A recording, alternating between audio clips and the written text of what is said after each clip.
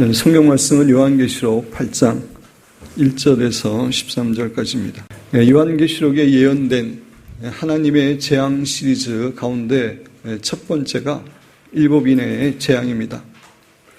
그 다음이 일곱 나팔의 재앙이고 마지막이 일곱 대접의 재앙입니다. 일곱인의 재앙 가운데 첫 번째부터 여섯 번째 인을 뗄 때 일어나는 일들과 사건들이 요한계시록 6장에 기록되어 있습니다. 그리고 요한계시록 7장에는 일곱인의 재앙과는 전혀 상관이 없는 하나님께서 14만 4천 명의 유대인들을 인치시고 보호하시는 내용과 또 대환란을 잘 이기고 승리한 신자들에게 영원한 천국에서의 안식과 축복을 주시는 그러한 환상을 기록하고 있습니다. 참으로 무섭고 공포스러운 일곱인의 재앙이 내려지는 가운데 하나님께서 요한계시록 7장을 기록해 주신 목적이 있습니다. 그것은 마지막 환란 시대에 하나님께서는 자신들의 백성들을 신실하게 인치시고 보호하신다는 사실과 또 환란을 잘 이기고 승리한 신자들에게는 천국에서의 영원한 신분과 축복이 주어진다는 것을 보여주심으로 우리로 하여금 마지막 환란 기간 동안 끝까지 믿음으로 잘 승리하도록 격려하기 위함이라고 말씀을 드렸습니다. 그리고 나서 요한계시록 8장에는 예수님께서 다시 일곱인을 떼심으로 일어난 여러 가지 사건들과 재앙들에 대해서 기록하고 있습니다. 오늘과 다음 주는 일곱 번째 인이 떼어짐으로 일어나는 그러한 재앙들을 살펴보면서 하나님께서 우리 각자에게 주시는 은혜와 교훈을 받기를 원합니다. 계시록 8장 1절 말씀, 한 절 말씀을 우리 같이 봉독하겠습니다. 일곱째 인을 떼실 때에 하늘이 반시간쯤 고요하더니 예수님께서 일곱째 인을 떼실 때에 하늘이 반시간쯤 고요해진다라고 말합니다. 이것은 폭풍전야의 고요함 같은 그런 고요함입니다. 다시 말씀드려서 이제 일곱째 인을 떼심으로 이 세상에 엄청난 재앙들이 임하게 되는데 그 직전에 있는 잠깐의 고요함입니다. 우리들의 자녀들이 조금 잘못했을 때는 그냥 꾸짖거나 또 매를 들기도 합니다. 근데 자녀들이 참으로 엄청나게 큰 심각한 그런 잘못을 했을 때는 자녀를 불러놓고 자녀를 한참 이렇게 노려보면서 잠시 침묵의 시간을 가지는 경우가 있습니다. 무서운 체벌을 하기 전에 잠시 숨을 고르는 겁니다. 정말 무서운 체벌이 있음을 각오하는 그런 의미입니다. 일곱째 인을 떼실 때에 하늘이 반시간쯤 고요했다라는 것도 같은 맥락에서 이해하시면 되겠습니다. 일곱째 인이 떼짐으로 이 세상에 정말 엄청나게 무섭고 공포스러운 재앙들이 임하게 되는데 바로 그 직전에 하나님께서 잠시 숨을 고르시는 그런 모습을 표현한 것이라고 할 수가 있습니다. 2절 말씀, 우리 2절 말씀 같이 봉독하겠습니다. 내가 봄에 하나님 앞에 예수님께서 일곱 번째 인을 떼시자 일곱 나팔을 가진 일곱 천사가 등장합니다.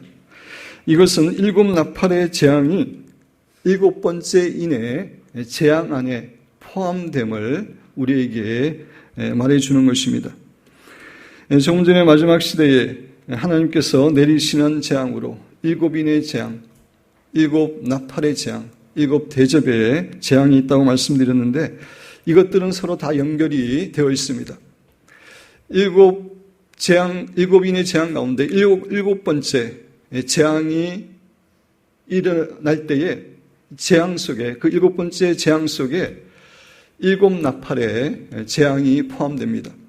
그리고 나서 일곱 개의 나팔의 재앙이 일어날 때에 마지막 일곱 번 나팔 재앙 때에 또 일곱 대접의 재앙이 포함되어 있습니다.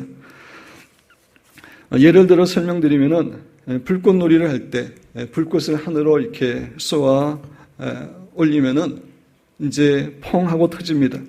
그런데 조금 시간이 지나고 나서 이렇게 갈라져 나온 불꽃 가운데 또 퐁 소리를 내고 터집니다. 또 조금 있으면 그곳에서 또 다시 한번 퐁 터지는 경우가 있습니다. 7인의 재앙, 7나팔의 재앙, 7대접의 재앙은 어떤 의미에서 불꽃놀이와 비슷합니다. 7번째 인의 재앙 안에 재앙이 일어날 때에 7나팔의 재앙이 그 안에 포함되어 있는 것입니다. 그리고 7번째 나팔의 재앙이 일어날 때에 또 7대접의 재앙이 일어납니다. 그 포함되어 있습니다. 예수님께서 7번째 인을 떼시면 7천사가 순차적으로 7나팔을 하나씩 불게 됩니다. 그러면 그 나팔을 불 때마다 이 세상에는 재앙이 임하게 되는데 그것이 바로 7나팔의 재앙입니다. 그런데 여기서 우리가 기억해야 될 매우 중요한 사실이 있습니다. 이 7나팔의 재앙이 불신자들에게는 무섭고 공포스러운 하나님의 심판인 반면에 우리 신자들에게는 우리를 구원하시는 하나님의 역사라고 하는 점입니다. 왜냐하면 이 7나팔의 재앙은 우리 신자들에게는 전혀 내리지 않고 적 그리스도와 그의 나라들과 그의 추종 세력들에게만 내려지는 재앙이기 때문입니다. 이제 우리가 구체적으로 살펴보겠지만 이 7나팔의 재앙은 성도들이 간절히 하나님께 기도함으로 인해서 이 세상에 내려지는 재앙입니다. 따라서 7나팔의 재앙은 우리 신자와는 전혀 상관이 없고 신자에게는 해당되지 않고 적 그리스도와 그의 나라와 그의 세력들에게 내려지는 재앙입니다. 이러한 의미에서 7나팔의 재앙은 하나님께서 이스라엘 백성들을 출애굽시킬 때에 애굽에 내렸던 10가지 재앙과 비슷한 성격을 갖고 있는 재앙입니다. 그때 10가지 재앙은 이스라엘 백성들에게는 전혀 내리지 않았고 애굽과 애굽 사람들에게만 내려졌습니다. 그 10가지 재앙은 애굽 사람들을 심판하고 애굽 사람들의 핍박 가운데 있던 이스라엘 백성들을 구원하고자 하는 그런 목적 가운데 하나님께서 내리신 것이기 때문입니다. 그때 모세가 하나님께 기도할 때마다 재앙이 하나씩 임했습니다. 요한계시록 8장과 9장에 나오는 7나팔의 재앙도 하나님의 성도들이 하나님께 간절히 기도할 때에 내리시는 기도응답으로 내리시는 재앙입니다. 오직 적 그리스도와 그의 나라들과 그의 추종 세력들에게 내려지는 재앙입니다. 하나님께서 7나팔의 재앙을 내리시는 목적이 크게 두 가지입니다. 첫째는 적 그리스도의 나라들과 그들의 자원들을 파괴함으로 그들로 하여금 악한 일을 하지 못하도록 막기 위함입니다. 특별히 예수님을 믿는 우리 신자들을 핍박하고 괴롭히는 그런 일을 하지 못하도록 하기 위함입니다.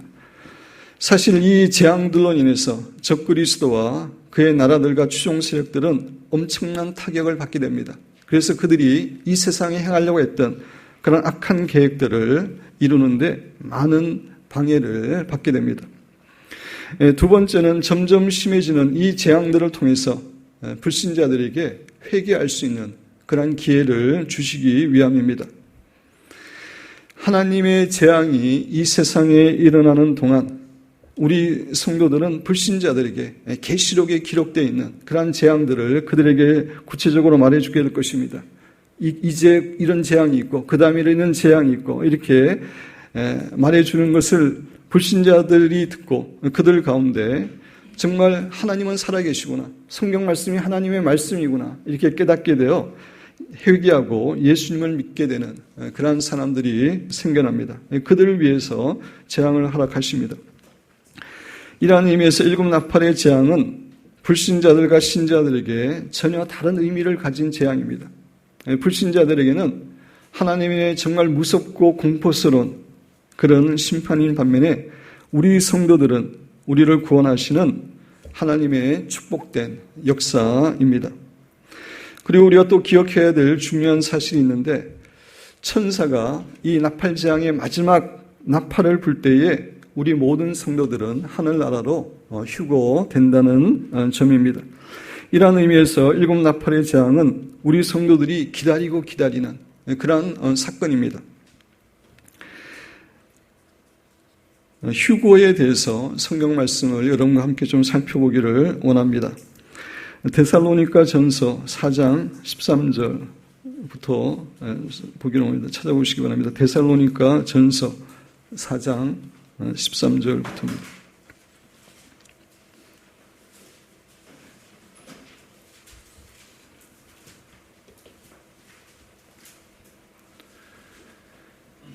데살로니가전서 4장 13절입니다. 제가 읽으면서 설명드립니다. 형제들아, 자는 자들에 관하여는, 여기서 자는 자들은 예수님을 믿고 죽은 자들을 이렇게 상징적으로 이야기하고 있습니다.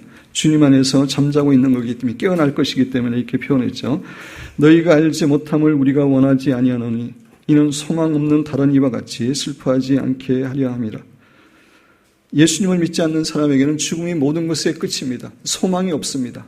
그래서 그런 소망 없는 사람과 다르게 우리에게는 소망이 있기 때문에 이제 자는 자들에게 알려주는 겁니다. 사도 바울이. 14절, 우리가 예수께서 죽으셨다가 다시 살아나심을 믿을진대, 우리가 예수 그리스도의 부활을 믿을진대, 이와 같이 예수 안에서 자는 자들도 하나님이 그와 함께 데리고 오시리라. 하나님께서 잠자고 있는 자들 부활시키셔서 이 땅에 함께 예수님과 함께 데리고 오실 것임을 이야기해 주고 있습니다. 15절, 우리가 주의 말씀으로 너에게 이것을 말하느니, 여기서 주의 말씀으로 이야기한다고 그랬습니다. 여러분이 고린도전서나 이렇게 읽어보면은 사도 바울이 하나님의 계시로 받아서 말한 것이 있고 또 자신의 의견을 이야기한 것이 있습니다. 물론 자신의 의견을 이야기한 것도 다 성경에 포함되는 그런 내용이지만 특별히 이 말씀은 주의 말씀으로 주님께 주신 계시로 이야기함을 강조하는 것입니다. 주께서 강림하실 때까지, 여기서 그 강림이라고 하는 것은 주님의 재림을 가리키는데 재림에는 두 가지 재림이 있죠. 공중 재림과 지상 재림이 있습니다. 먼저 주님께서 공중에 재림하시고 그때 우리 성도들이 휴거되고 그 다음에 조금 있다가 이제 지상에 재림하셔서 이 땅을 다스리게 됩니다. 그래서 주께서 강림하실 때, 공중 재림하실 때 우리 살아남은 자도 자는 자보다 결코 앞서지 못하리라. 부활의 순서를 이야기하고 있습니다. 예수님을 믿고 잠자고 있는 사람들이 먼저 부활을 하고 그 다음에 살아있는 우리들이 이제 예수 그리스도의 몸으로 부활합니다. 여기서 부활한다는 것은 예수 그리스도가 갖고 계신 그런 부활의 몸으로 변화되는 것을 이야기하고 있습니다. 사람이 죽으면 영혼은 그 적시로 낙원 아니면은 음부에 가게 되어 있습니다.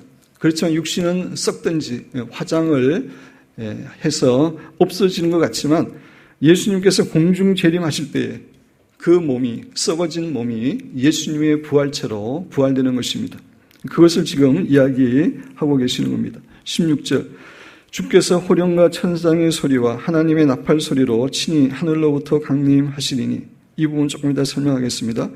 이제 그 재림하시는데, 공중 재림하시는데 그리스도 안에서 죽은 자들이 먼저 일어나고 주님을 믿고 잠자고 있는 자들이 먼저 일어나고 그 후에 우리 살아남은 자들도 그들과 함께 이때 변화됩니다. 부활체로 변화됩니다. 그들과 함께 구름 속으로 끌어올려, 이제 구름 속으로 끌어올려 그러는데 끌어올려, 이 말이 한자로 말하면 휴거입니다. 휴거라는 단어가 성경에, 우리나라 말에는 나오지 않지만 중국어 성경에 나오는 거죠. 끌어올려라는 말이 휴거라는 말이고 영어로 랩처라는 말입니다. 그래서 우리가 휴거되어서 공중에서 주님을 영접하게 되고 그래서 항상 주님과 함께 있으리라. 이제 혼인잔치를 하고 또 그 이후에 지상 재림을 하게 됩니다. 그래서 16절에 보면은 주께서 호령과 천사장의 소리와 하나님의 나팔 소리로 친히 하늘로부터 강림하신다. 하나님의 나팔 소리가 울리면서 예수님이 강림하시는데 여기서 말하는 나팔 소리는 7번째 나팔 재앙 가운데 마지막 나팔 소리입니다. 우리 한번 찾아보겠습니다. 고린도전서 15장 51절 52절입니다.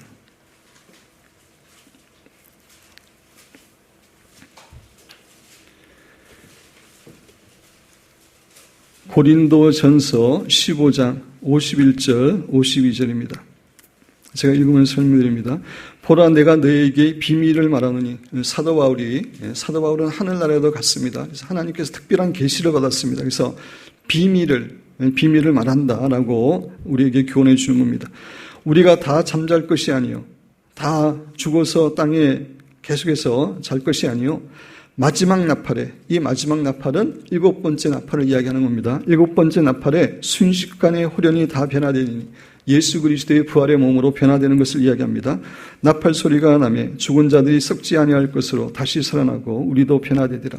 썩지 않은 영원한 몸으로 변화될 것임을 이야기하고 있습니다. 그래서 나팔 소리를 통해서 예수님이 오시는데 그 나팔 소리는 마지막 나팔 소리입니다. 7번째 나팔 소리입니다. 그것이 계시록 11장 15절에 나옵니다. 한번 찾아보시기 바랍니다. 계시록 11장 15절.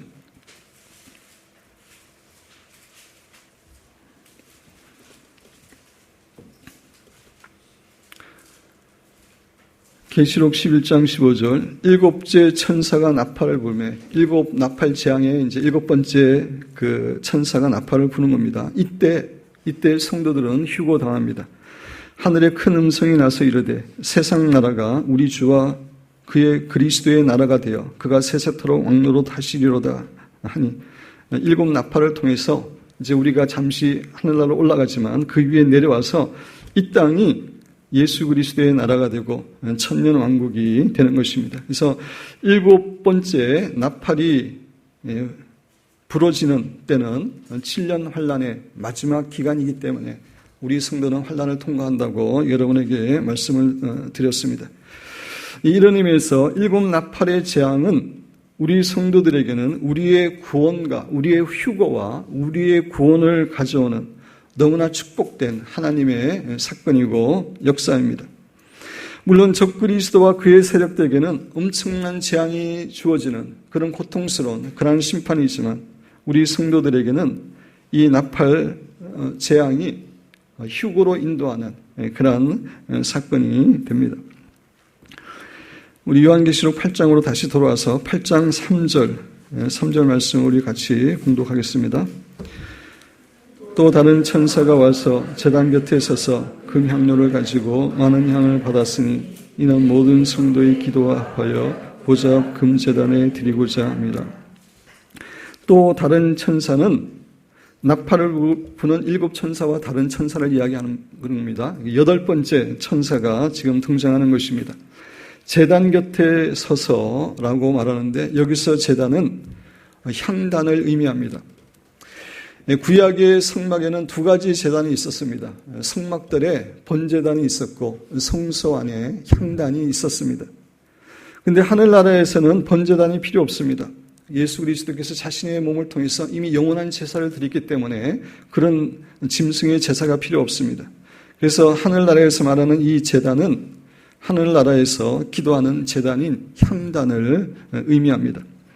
금향로를 가지고 많은 향을 받았으니 이는 모든 성도의 기도와 합하여 보좌 앞 금제단에 드리고자 함이라 라고 말합니다. 여기에 보면은 많은 향이 있고 또 성도들의 기도가 있습니다. 많은 향과 성도들의 기도가 다른 것임을 알 수가 있습니다. 천사는 많은 향과 성도들의 기도를 합하여 하나님의 향단에 드리려고 하고 있는 것을 알 수가 있습니다. 제가 요한계시록 설교를 위해서 계시록에 관련된 많은 주석책들과 설교집들을 읽으면서 준비하고 있지만 이 향에 대해서 설명하고 있는 책은 거의 없었습니다. 일반적으로 이 향과 성도의 기도를 같은 것으로 해석하는 책들이 대부분입니다. 그런데 오늘 본문 말씀에서 자세히 살펴보면은 이 향과 성도의 기도는 각각 다른 것임을 알 수가 있습니다. 그렇다면 여기의 향은 무엇을 의미합니까? 그것은 예수 그리스도의 중보기도와 성령님의 중보기도를 상징하는 것으로 해석할 수 있습니다. 우리 인간은 지식과 지혜가 제한되어 있기 때문에 우리 인간의 기도는 완전하지 않습니다. 완벽하지 않습니다. 그곳에 향이 추가가 돼야 되는데 그 향은 바로 예수님의 중보기도와 성령님의 중보기도인 것입니다. 우리 성도의 기도에 예수님과 성령님의 중보기도가 합쳐져서 그 기도가 하나님께 온전히 드려지는 것입니다. 우리 한번 찾아보겠습니다. 로마서 8장 26절.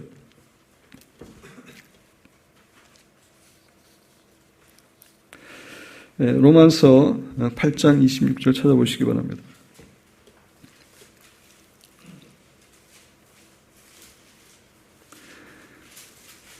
우리 같이 읽겠습니다.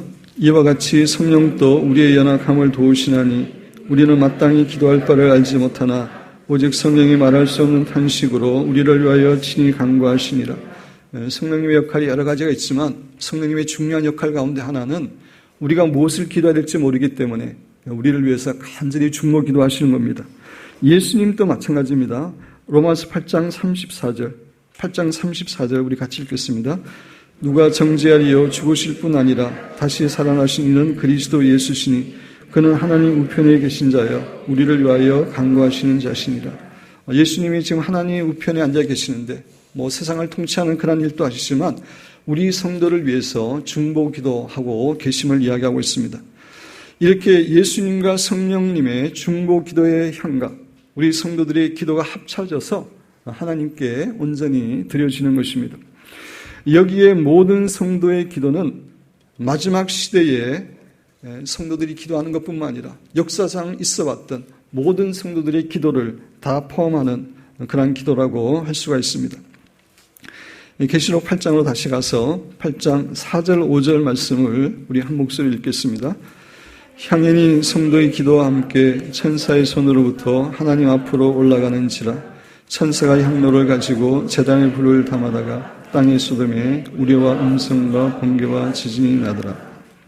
향연이라고 하는 것은 아까 말씀드린 대로 예수님과 성령님의 중보 기도라고 했습니다. 그 향연이 성도의 기도와 함께 천사의 손으로부터 하나님 앞에 올라가는지라. 올라간다는 말을 한자로 우리가 상달된다, 그런 표현을 많이 하는데 기도할 때 그 의미이죠. 하나님 앞에 도달하는 것을 의미합니다. 5절에 천사가 향로를 가지고 제단에 불을 담아다가, 하늘나라의 제단에 있는 향단에 있는 불을 담아다가 땅의 소돔에 우레와 음성과 번개와 지진이 나더라. 이 세상에 재앙이 임하게 됨을 이야기해 주고 있습니다. 여기서 우레라고 하는 것은 천둥소리죠. 하나님의 진노를, 음성은 하나님의 위험 있는 심판을 상징하는 것입니다. 번개는 하나님의 심판의 신속성을 말하는 것입니다. 우리가 잘 알고 있는 것처럼 빛은 1초에 지구를 7바퀴 반을 돌 정도로 빠릅니다. 그동안 하나님께서는 이 세상에 대해서, 악인들에 대해서 오늘에 인내하셨지만 이제 7 재앙을 통해서, 7 나팔 재앙을 통해서 신속하게 그들을 심판하실 것임을 교훈해 주는 표현입니다. 지진도 하나님의 심판의 한 가지 방법으로 소개된 것이라고 할 수 있습니다. 2011년 일본 동북부 지역에 지진이 일어났는데 그 지진의 힘은 히로시마에 투하된 원자폭탄의 25,000배 정도 되는 그런 파괴력을 가졌다고 합니다. 하나님께서 엄청난 능력으로 이 세상을 심판하실 것임을 지진이라는 말도 우리에게 교훈해 줍니다. 4절과 5절에서 우리가 볼 수 있는 것처럼 이 세상에 임하는 7 나팔의 재앙은 우리 성도들의 기도가 예수님과 성령님의 중보 기도와 합쳐져서 하나님께 상달됨으로 그 결과 일어나게 되는 것입니다. 이러한 의미에서 오늘의 본문 말씀이 우리 성도들에게 주는 중요한 교훈이 있는데, 그것은 우리 모든 성도의 기도가 결코 무의미하지 않다는 것입니다. 하나님의 뜻대로 기도한 모든 성도들의 기도가 하나님의 뜻 가운데 다 쌓여져서 하나님의 때에 하나님께서는 그 기도를 반드시 응답하셔서 이 세상에 하나님의 뜻을 이루어 주시는 것입니다. 그렇습니다. 이 세상은 적그리스도와, 결코 적그리스도와 악인들의 계획대로 움직이시지 않습니다. 하나님이 주권자이기 때문에 그렇습니다.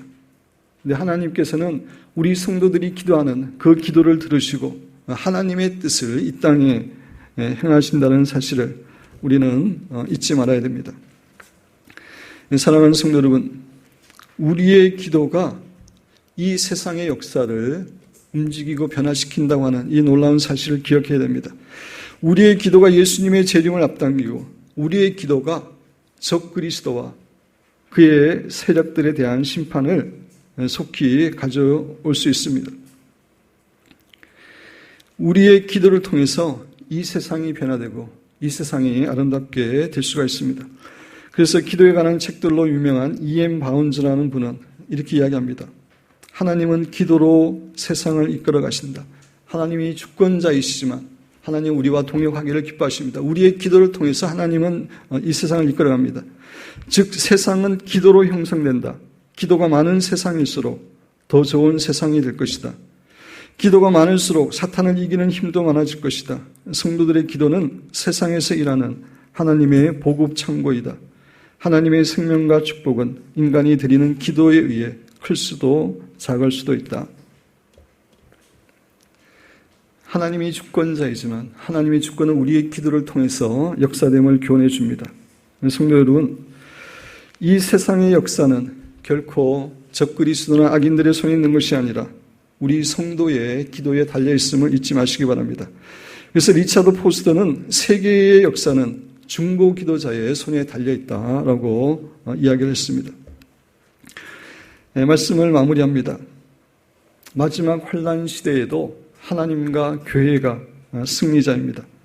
계시록의 가장 주된 주제는 적그리스도에 대한 하나님의 심판이지 우리 성도에 대한 적그리스도의 핍박이 아닙니다. 우리 성도에 대한 적그리스도의 핍박이 나오긴 하지만 그것이 메인이 아닙니다. 요한계시록이 전체 403절인데 성도에 대한 핍박은 12절에서만 3%만 이야기하고 있습니다. 나머지는 적그리스도의 심판에 대한 내용이 대부분입니다. 그래서 요한계시록의 주제는 승리하는 교회와 패배하는 적그리스도입니다. 하나님께서 이 세상의 주권자이시고 하나님께서는 우리 교회의 기도를 들으시고 하나님의 뜻을 이루어 주시기 때문입니다. 물론 마지막 시대에 우리에게 적그리스도의 핍박이 있을 것입니다.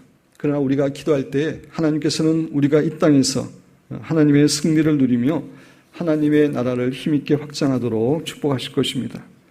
사랑하는 여러분과 저 우리 기쁨교회는 정말 하나님께 목숨 걸고 기도함으로 마지막 시대의 이 땅에 하나님의 나라를 확장시키고 또 예수님의 재림을 앞당기는 그런 참으로 하나님 보시기에 축복된 귀한 성도와 교회가 되시기를 주님의 이름으로 축원드립니다.